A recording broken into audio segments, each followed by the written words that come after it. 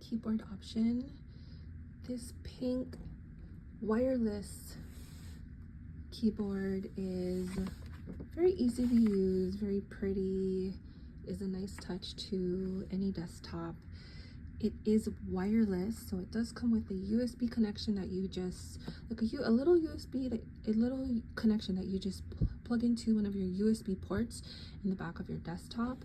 It does require a battery, and it tells you when your battery is low, an on and off switch. That's where you put in the battery. Looks like just one AAA battery. And I've had this for over a year, and I would say battery replacement is about between 4 to 6 months.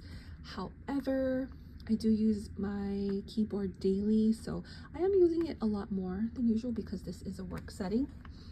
But it works well, easy to set up with your desktop. You just put in the USB, the little USB that it comes with, and you stick it into your USB port in your desktop, and then it pops up, and it's very simple and easy to connect. 10 key, all the functions there, and definitely something that I would recommend.